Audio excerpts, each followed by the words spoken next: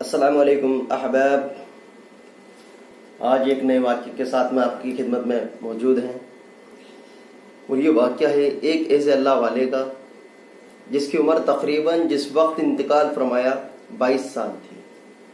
تقریباً 22 سال جس کی عمر ہے جس وقت اس نے انتقال فرمایا، اور اس کے کیا حالات تھے۔ سچ میں یہ واقعہ ایسی عبرت رکھتا ہے، زندگی میں تقریباً بدلاؤ بالکل لانے کے لیے کافی ہے۔ اور اللہ والے جو ولی کی پہچان ہوتی ہے وہ بھی اس سے ظاہر ہوتی ہے۔ آج کل جو لوگ کرامات دکھانے والے کو ہی ولی سمجھتے ہیں، وہ بات بھی اس بندے سے ثابت ہو جاتی ہے۔ اور یہ واقعہ ایسا اعلیٰ ترین واقعہ ہے جس کے بارے میں جتنا کہا جائے اتنا کم ہے، جتنا کہا جائے اتنا کم ہے۔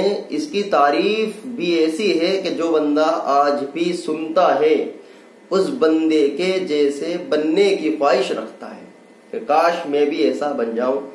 اور وہ بندہ کوئی فقیر یا غریب یا غلام یا عام انسانوں میں سے نہیں تھا، وہ وقت کا بادشاہ اور بادشاہ کی اولاد میں سے ہے۔ وہ وقت کا بادشاہ اور بادشاہ کی اولاد میں سے ہے جس کو بادشاہت وراثت میں ملے گی۔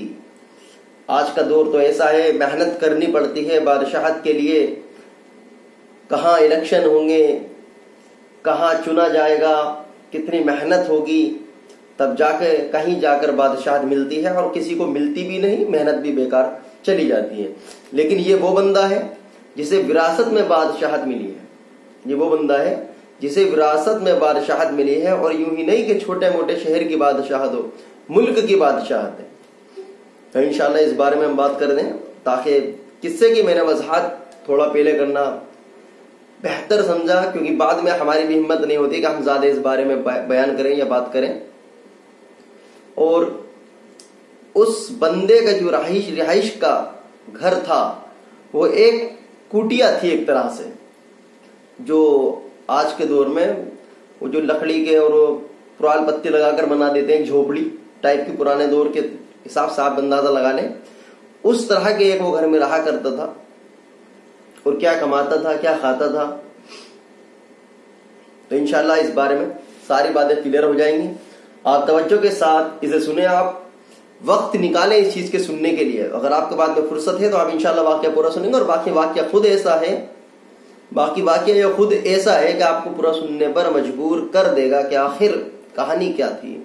اور اللہ حوالوں کی کہانیاں ہیں، یہ کوئی قصے کہانیاں تو ہے نہیں، ان کے واقع موجود ہیں، ان کی پیش آنے والی باتیں ہیں جو ان کے اوپر پیش آئی ہیں۔ یہ کوئی واقع یا قصے کہانی تو نہیں کہ من گڑت کہانی ہو اور کیسا کہیں سے بھی کچھ بھی جوڑ دو۔ اور اس کو بیان بھی اللہ والے ہیں جنید بغدادی، ان کے استادوں میں سے اس بات کو بیان فرماتے ہیں، ان کے استادوں میں سے بھی اس بات کو بیان فرماتے ہیں جنید بغدادی۔ اللہ والوں کا نام ہے جنید بغدادی، ایک بڑے اللہ والے ہیں۔ واقعہ تھوڑا سا لمبا ہے، انشاءاللہ آپ دھیان اور توجہ کے ساتھ سنیں، اور تنہائی میں اگر آپ اسے سنتے تو انشاءاللہ آپ کی آنکھوں میں بھی رونا آ جائے گا۔ تو انشاءاللہ شروع کرتے ہیں اس واقعے کو۔ بسم اللہ الرحمن الرحیم۔ ہارون رشید کا ایک بیٹا تھا۔ آپ شروع میں ہی توجہ کے ساتھ سن لیں تاکہ آپ کو ایک بار میں ہی سمجھ آ جائے۔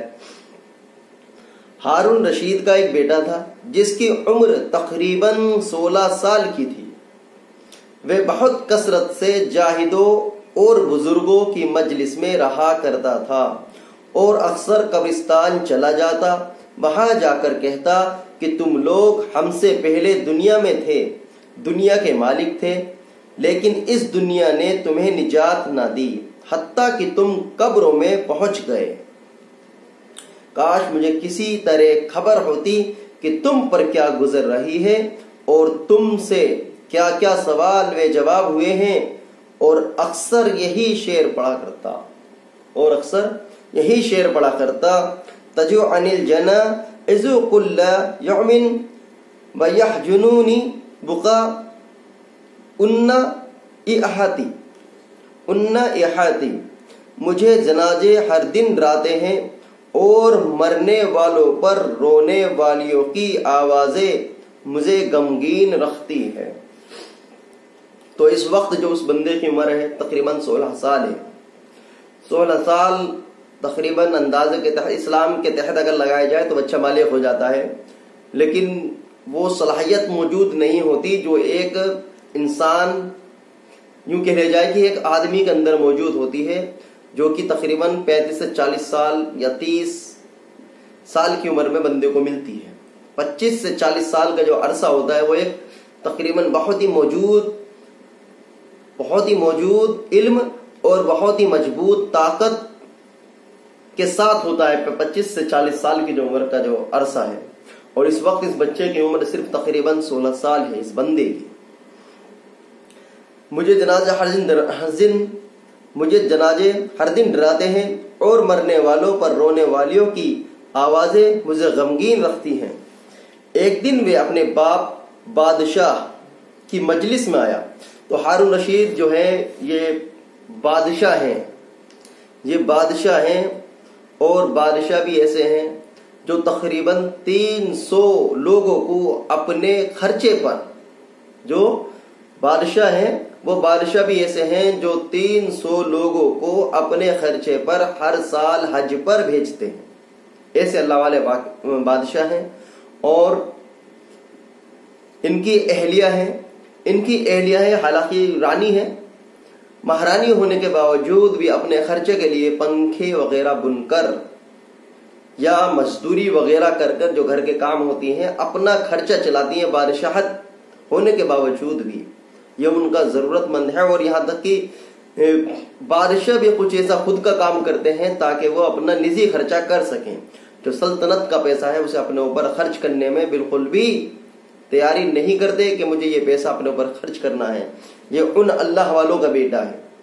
आप अंदाजा लगाएं, यूं ही आम नहीं, बादशाहत होने के बावजूद भी जो आवाम का पैसा है उसे अपने ऊपर खर्च नहीं किया जाता और अपनी जरूरत का खर्च के लिए खुद मजदूरी करते हैं, क्योंकि इंसान इतना वक्त निकाल लेता है कि उसे कितने खाने की जरूरत है और उसे कितना खर्च चाहिए अपनी जरूरत पूरी करने के लिए। तो ये उनका बेटा है, जबकि बादशाह है। बादशाह का बेटा बादशाह है क्योंकि विरासत में बादशाहत मिली है। तो एक दिन वे अपने बाप बादशाह की मजलिस में आया। इस वक्त ये बादशाह की मजलिस में आता है और यहीं से इसकी कहानी स्टार्ट हो जाती है। मैं शुरू में इसलिए आपको समझा रहा हूं क्योंकि आगे को मुझे भी ऐसा नहीं लग पाएगा कि मैं आपको समझाऊं, क्योंकि मेरी खुद की कैफियत बदल जाती है। इंशाअल्लाह ऐसा नहीं है भाई, हम भी इंसान ही हैं। बिस्मिल्लाहिर्रहमानिर्रहीम। अल्लाहुम्मा सल्लि अला मुहम्मद व अला आलि मुहम्मद कमा सल्लैता अला इब्राहीम व अला आलि इब्राहीम इन्नका हमीदुम मजीद। एक दिन वे अपने बाप बादशाह की मजलिस में आया। उसके पास वजीर, अमीरी लोग सब जमा थे और लड़के के बदन पर एक कपड़ा मामूली और सर पर एक लुंगी बंधी हुई थी। अराकीने सल्तनत आपस में कहने लगे कि इस पागल लड़के की हरकतों ने अमीरुल मोमिनीन को भी दूसरे बादशाहों की निगाहों में जलील कर दिया। अगर अमीरुल मोमिनीन इसको तंबीह करें, तंबीह कहते हैं डांटने को, तंबीह करें तो शायद ये अपनी इस हालत से बाज आए। अमीरुल मोमिनीन ने ये बात सुनकर उससे कहा कि बेटा, तूने मुझे लोगों की निगाहों में जलील कर रखा है। उसने ये बात सुनकर अपने बाप को कोई जवाब नहीं दिया। लेकिन एक परिंदा वहां बैठा था। उसको कहा कि उस जात का वास्ता जिसने तुझको पैदा किया, तू मेरे हाथ पर आकर बैठ जा। वे परिंदा वहां से उड़कर उसके हाथ पर आकर بیٹھ گیا. پھر کہا اب اپنی جگہ چلا جا. وہ ہاتھ پر سے اڑ کر اپنی جگہ چلا گیا. اس کے بعد اس نے عرض کیا کہ ابا جان، اصل میں آپ دنیا سے جو محبت کر رہے ہیں اس نے مجھے رسوا کر رکھا ہے. اب میں نے یہ ارادہ کر لیا ہے کہ میں آپ سے جدائی اختیار کر لوں. اس بندے نے ایسی کرامات وہاں دکھائی. اس نے یہ ظاہر کر دیا کہ آپ تو صرف دنیا کے لوگوں کے بادشاہ ہیں. آپ تو صرف ابا جان دنیا کے لوگوں کے بادشاہ ہیں. باپ سے کچھ نہیں کہا. اس وقت بھی اس نے قرآن کے الفاظ کو غور فرمایا کہ اپنے باپ کو اف تک نہ کہو. باپ سے کچھ نہیں کہا، لیکن جو مجلس تھی، سارے عام لوگ اور وزیر اور امیر جو اسے دیکھ رہے تھے اور اس کے بارے میں ذکر فرما رہے تھے، اس کی یہ حرکت دیکھ کر وہ بھی ہکا بکا اور چوک گئے، ہکا بکا رہ گئے، اور وہ خود اس بارے میں افسوس میں پڑ گئے کہ ہاں یہ بندہ کچھ ہے. اس نے باہر ایک پرندہ بیٹھا ہوا تھا، اس سے کہا تجھے اس ذات کا واسطہ جس کے قبضے میں تیری جان ہے، میرے ہاتھ پہ آ کر بیٹھ جا. وہ وہاں سے اٹھا اور اڑتے ہی اس کے ہاتھ پہ آ کر بیٹھ گیا، اور اس کے بعد میں اس سے کہا کہ جا، تو چلا جا. یعنی یہ بات صاف ظاہر ہو جاتی ہے کہ پرندہ ایک اللہ کی مخلوق ہے جو اس کے کہنے سے اس کے ہاتھ پہ آ کر بیٹھ گیا اور اس کے کہنے سے چلا گیا. تو یہ بات اس کی صاف ظاہر ہو گئی کہ بابا جان آپ تو صرف دنیا پر بادشاہت کر رہے ہیں، مجھے تو اللہ تعالیٰ نے ان چیزوں پر بھی بادشاہت دے رکھی ہے جو دنیا کے قابو میں نہیں آتی. اور اس کے بعد اس میں اپنے ابا جان سے فرمایا اصل میں آپ دنیا سے جو محبت کر رہے ہیں اس نے مجھے رسوا کر رکھا ہے. اب میں نے یہ ارادہ کر لیا ہے کہ میں آپ سے جدا اختیار کر لوں. یہ کہہ کر وہ وہاں سے چل دیا اور ایک قرآن شریف صرف اپنے ساتھ لیا. چلتے ہوئے ماں نے ایک بہت قیمتی انگوٹھی بھی اس کو دے دی کہ ضرورت کے وقت اس کو فروخت کر کے کام میں لائے. وہ وہاں سے چل کر بصرہ پہنچ گیا اور مزدوروں میں کام کرنے لگا. ہفتے میں صرف ایک دن شامبا بار کو مزدوری کرتا. شامبا ایک دن کا نام ہے، بار یعنی شنیوار مان لیں یا آپ اتوار مان لیں، کو مزدوری کرتا اور 8 دن تک وہ مزدوری کے پیسے خرچ کرتا، اور 8ویں دن پھر شامبا بار کو مزدوری کر لیتا اور 1 درم اور 1 وانی یعنی درم کا 6واں حصہ مزدوری لیتا. اس سے کم یا زیادہ نہ لیتا. 1 وانک روزانہ خرچ کرتا. ابو عامر بصری رحمت اللہ علیہ کہتے ہیں کہ میری ایک دیوار گر گئی تھی. اس کو بنوانے کے لیے میں کسی معمار کی تلاش میں نکلا. معمار کہتے ہیں مزدور مستری راج کو. معمار کی تلاش میں نکلا. کسی نے بتایا ہوگا کہ یہ شخص بھی تعمیر کا کام کرتا ہے. میں نے دیکھا کہ نہایت خوبصورت لڑکا بیٹا ہے، ایک جمبیل پاس رکھی ہے اور قرآن شریف دیکھ کر پڑھ رہا ہے. میں نے اس سے پوچھا کہ لڑکے مزدوری کرو گے؟ کہنے لگا کہ کیوں نہیں کریں گے، مزدوری کے لیے تو پیدا ہی ہوئے ہیں. آپ بتائیں کیا خدمت مجھ سے لینی ہے؟ میں نے کہا گارے مٹی تعمیر کا کام لینا ہے. اس نے کہا کہ 1 درم اور 1 وانک مزدوری ہوگی، اور نماز کے اوقات میں کام نہیں کروں گا، مجھے نماز کے لیے جانا ہوگا. میں نے اس کی دونوں شرطیں منظور کر لی اور اس کو لا کر کام پر لگا دیا. مغرب کے وقت جب میں نے دیکھا تو اس نے 10 آدمیوں کی بقدر کام کیا. مغرب کے وقت جب میں نے دیکھا تو اس نے 10 آدمیوں کی بقدر کام کیا. میں نے اس کو مزدوری میں 2 درم دیے. اس نے شرط سے زیادہ لینے سے انکار کر دیا اور 1 درم اور 1 وانیک لے کر چلا گیا. دوسرے دن میں پھر اس کی تلاش میں نکلا. وہ مجھے کہیں نہ ملا.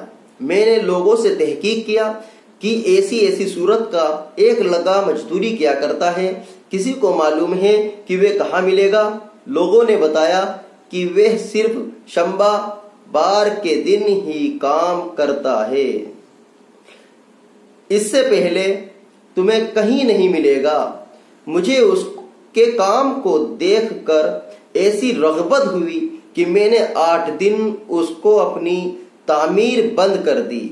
میں نے 8 دن اپنی تعمیر بند کر دی اور شنبہ کے دن اس کی تلاش میں نکلا. وہ اسی طرح بیٹھا قرآن شریف پڑھتا ہوا ملا. میں نے سلام کیا اور مزدوری کرنے کو پوچھا. اس نے پہلی والی 2 شرطیں بیان کی. میں نے منظور کر لی. وہ میرے ساتھ آ کر کام میں لگ گیا. مجھے اس پر حیرت ہو رہی تھی کہ پچھلے شنبہ بار کو اس اکیلے نے 10 آدمیوں کا کام کس طرح کر لیا. اس لیے اس مرتبہ میں نے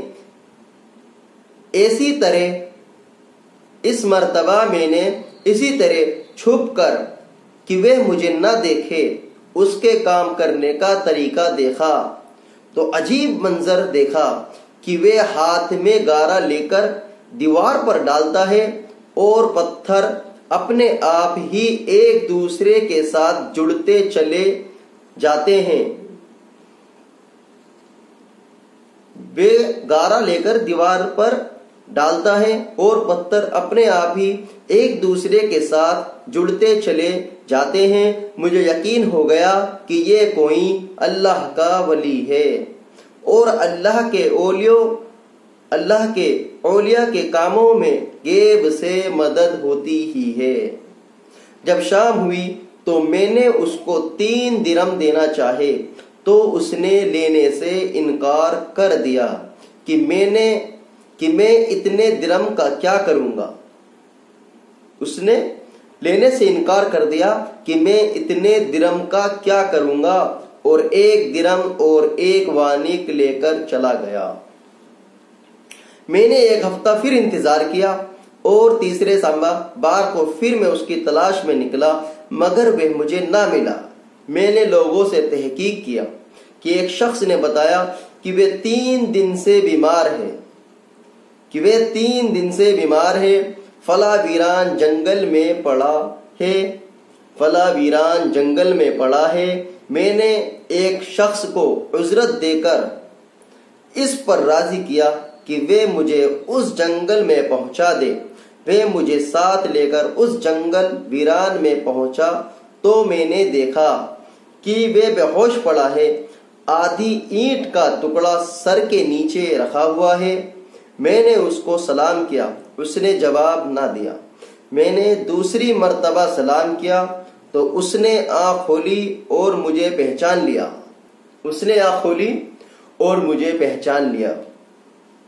میں نے جلدی سے اس کا سر اینٹ سے اٹھا کر اپنی گود میں رکھ لیا.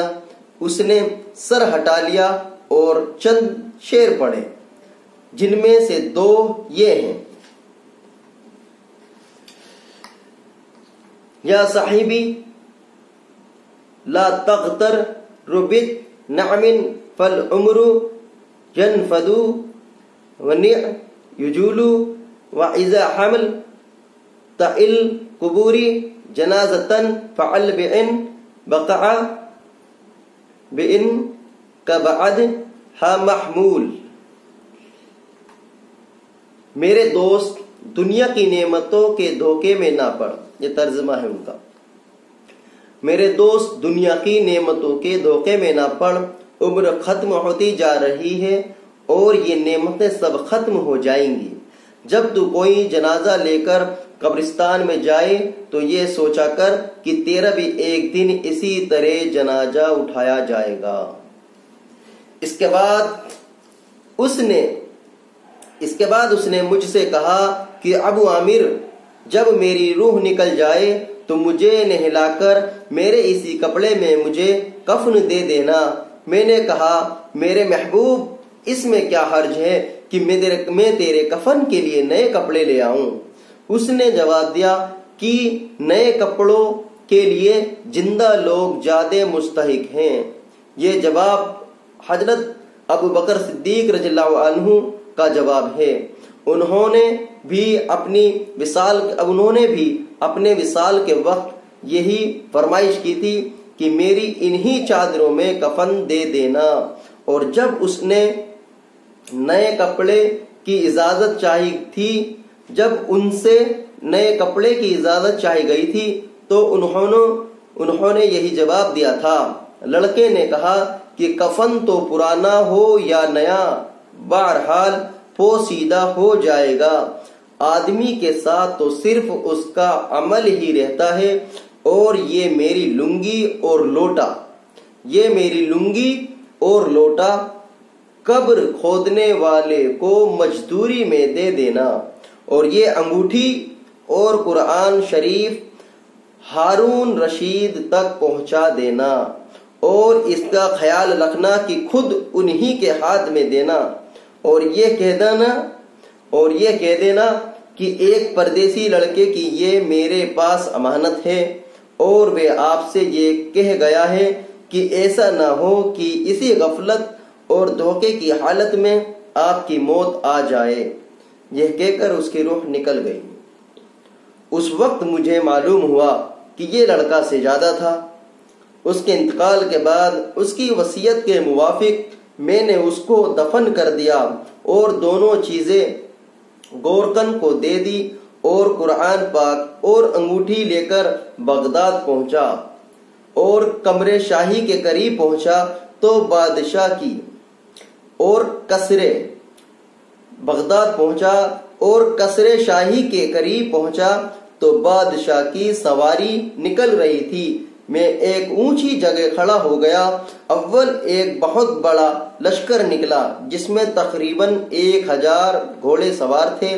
اس کے بعد اسی طرح ایک کے بعد ایک 10 لشکر نکلے، ہر ایک میں تقریباً 1000 سوار تھے۔ 10ویں جتھے میں خود امیر المومنین بھی تھے۔ میں نے زور سے آواز دے کر کہا کہ اے امیر المومنین، آپ کو حضور اقدس صلی اللہ علیہ وسلم کی قرابت رشتہ داری کا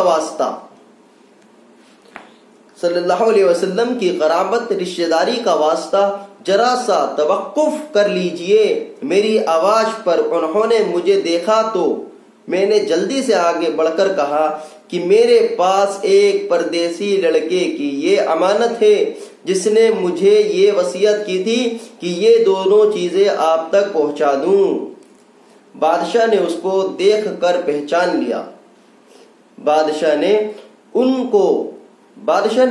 کو دیکھ کر پہچان لیا، تھوڑی دیر سر جھکایا، ان کی آنکھوں سے آنسو جاری ہو گئے، اور ایک دربان سے کہا کہ اس آدمی کو اپنے ساتھ رکھو، جب میں واپسی پر بلاؤں تو میرے پاس پہنچا دینا۔ جب وہ بہار سے واپسی پر مکان پہنچے تو محل کے پردے گروا کر دربان سے فرمایا کہ اس شخص کو بلا کر لاؤ، اگرچہ وہ میرا غم تازہ ہی کرے گا۔ دربان میرے پاس آیا اور کہنے لگا کہ امیر المومنین نے بلایا ہے، اور اس کا خیال رکھنا کہ امیر پر صدمے کا بہت اثر ہے۔ اگر تم 10 باتیں کرنا چاہتے ہو تو 5 ہی پر اکتفا کرنا۔ یہ کہہ کر وہ مجھے امیر کے پاس لے گیا۔ اس وقت امیر بالکل تنہا بیٹھے تھے۔ مجھ سے فرمایا کہ میرے قریب آ جاؤ۔ میں قریب جا کر بیٹھ گیا۔ کہنے لگے کہ تم میرے اس بیٹے کو جانتے ہو؟ میں نے کہا جی ہاں، میں ان کو جانتا ہوں۔ کہنے لگے وہ کیا کام کرتا تھا؟ میں نے کہا گارے مٹی کی مزدوری کرتے تھے۔ کہنے لگے تم نے مزدوری پر کوئی کام اس سے کرایا؟ میں نے کہا کرایا ہے۔ کہنے لگے تمہیں اس کا خیال نہ آیا کہ اس کی حضور اقدس صلی اللہ علیہ وسلم سے قرابت تھی کہ یہ حضرات حضور صلی اللہ علیہ وسلم کے چچا حضرت عباس رضی اللہ عنہ کی اولاد ہے؟ میں نے کہا کہ امیر المومنین پہلے اللہ جل شانہ سے معذرت چاہتا ہوں، اس کے بعد آپ سے اخسر خواہ ہوں، اس کے بعد آپ سے عذر خواہ ہوں۔ مجھے اس وقت تک اس کا علم ہی نہ تھا کہ یہ کون ہے۔ مجھے ان کے انتقال کے وقت ان کا حال معلوم ہوا۔ کہنے لگے کہ تم نے اپنے ہاتھ سے اس کا غسل دیا؟ میں نے کہا کہ جی ہاں۔ کہنے لگے کہ اپنا ہاتھ لاؤ۔ میرے ہاتھ لے کر اپنے سینے پر رکھ دیے۔ میرا ہاتھ لے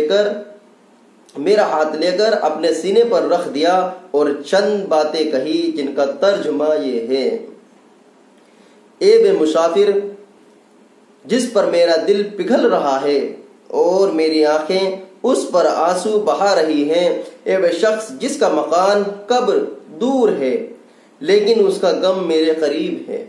بے شک موت ہر اچھے سے اچھے عیش کو مقدر کر دیتی ہے۔ وہ مسافر ایک چاند کا ٹکڑا تھا، یعنی اس کا چہرہ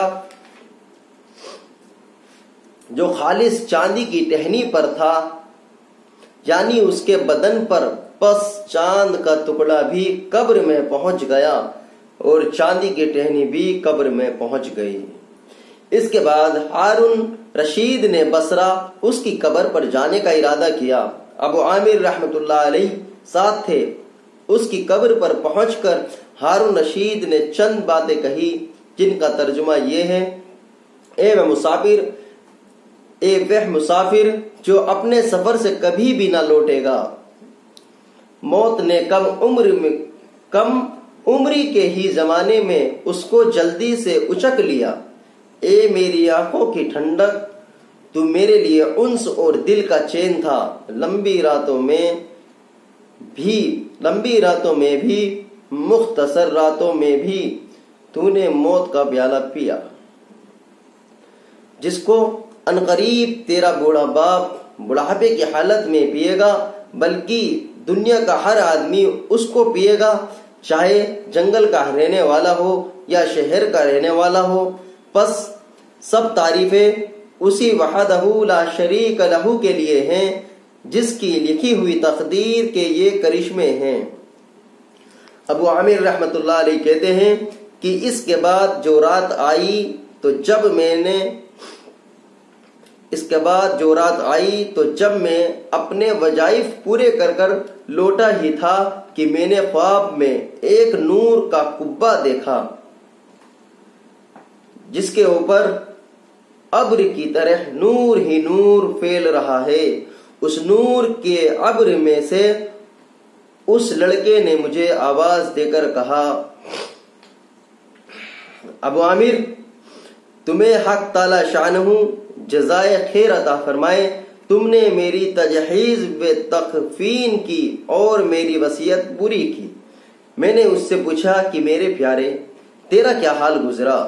کہنے لگا کہ میں ایسے مولک کی طرف پہنچا ہوں جو بہت کریم ہے اور مجھ سے بہت راضی ہے۔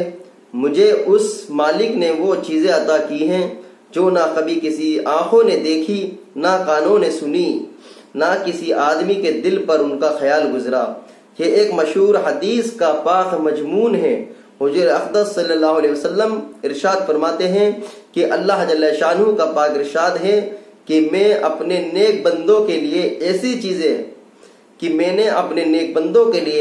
چیزیں تیار کر رکھی ہیں جو نہ کسی آنکھ نے کبھی دیکھی، نہ کان نے سنی، نہ کسی کے دل پر ان کا خیال گزرا۔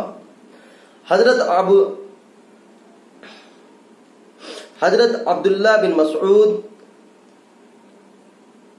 رضی اللہ عنہ فرماتے ہیں کہ تورات میں لکھا ہے کہ حق تعالی شانو نے ان لوگوں کے لیے جن کے پہلو رات کو خوابگاہوں سے دور رہتے ہیں، یعنی تہجد گزار کے لیے وہ چیزیں تیار رکھ کر رکھی ہیں جن کو نہ کسی آنکھ نے دیکھا نہ کان نے سنا، نہ کسی آنکھ نے دیکھا نہ کان نے سنا، نہ کسی آدمی کے دل پر ان کا خیال گزرا، نہ ان کو کوئی مقرب فرشتہ جانتا ہے، نہ کوئی نبی نہ رسول جانتا ہے، اور یہ مضمون قرآن پاک میں بھی ہے، فَلَا تَعْلَمُ نَفْسٌ مَا أُخْفِيَ لَهُم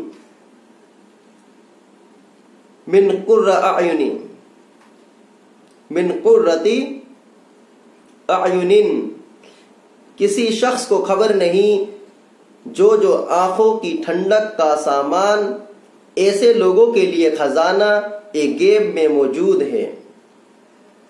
اس کے بعد اس لڑکے نے کہا کہ حق تعالی شانو نے قسم کھا کر فرمایا ہے، اس کے بعد اس لڑکے نے کہا کہ حق تعالی شانو نے قسم کھا کر فرمایا ہے کہ جو بھی دنیا سے اس طرح نکل آئے جیسا کہ میں نکل آیا۔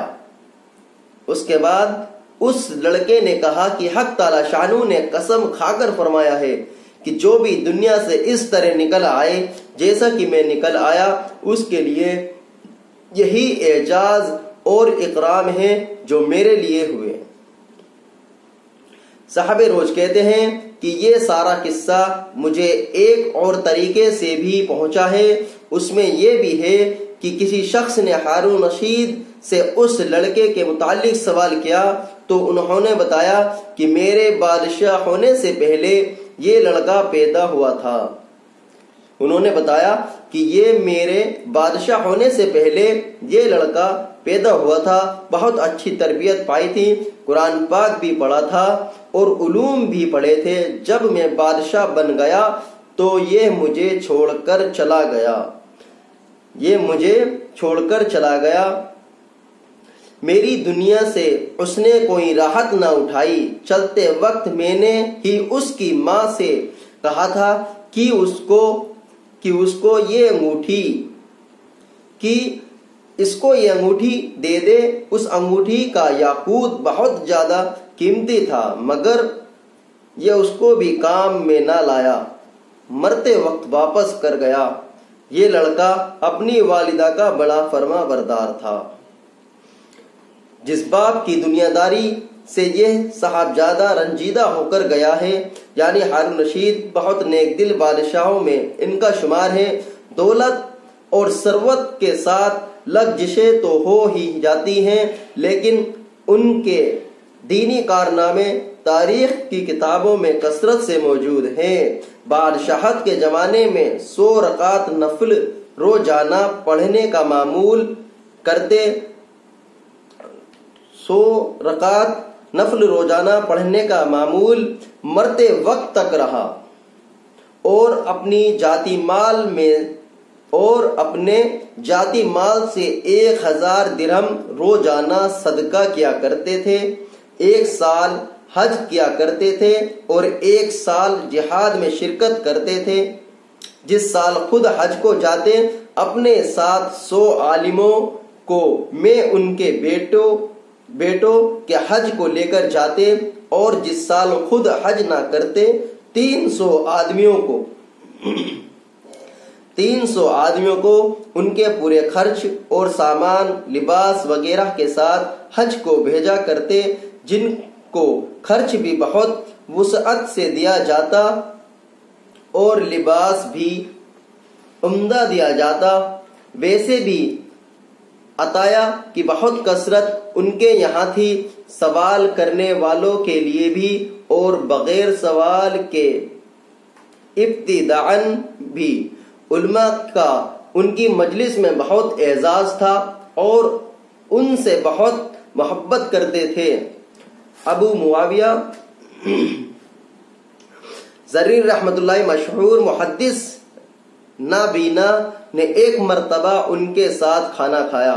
کھانے کے بعد خود ہارون رشید نے ان کے ہاتھ دھلوائے اور یہ کہا کہ علم کے اعجاز میں نے دھلائے ہیں۔ کھانے کے بعد خود ہارون رشید نے ان کے ہاتھ دھلائے اور یہ کہا کہ علم کے اعجاز میں نے دھلائے ہیں۔ ایک مرتبہ ابو معاویہ رحمۃ اللہ علیہ نے حضور اقدس صلی اللہ علیہ وسلم کی حدیث جس میں حضرت آدم علیہ السلام اور حضرت موسیٰ علیہ السلام کے مناظرے کا ذکر تھا بیان کی کہ ایک شخص نے کہہ دیا کہ ان دونوں حضرات کی ملاقات کہاں ہوئی، تو بادشاہ کو غصہ آ گیا، ہارون بادشاہ رشید کو غصہ آ گیا اور کہا میری تلوار لاؤ۔ زندیق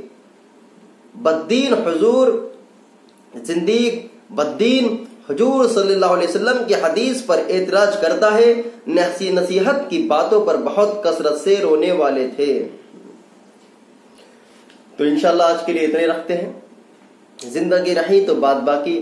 یہ اس شخص کا واقعہ ہے جس کی عمر تقریباً 16 سال تھی اور تقریباً موت کا وقت اس کی 22 سال عمر تھی، تقریباً 22 سال اس کی عمر تھی۔ اور اس بندے کے کیا کارنامے تھے آپ ماشاءاللہ باقی سے میں سب کچھ جان چکے ہیں۔ تو حالات تو ہمارے بھی نہیں ہے کہ اس بارے میں ہم زیادہ بات کر سکیں، اس لیے السلام علیکم۔ زندگی رہی تو بات باقی۔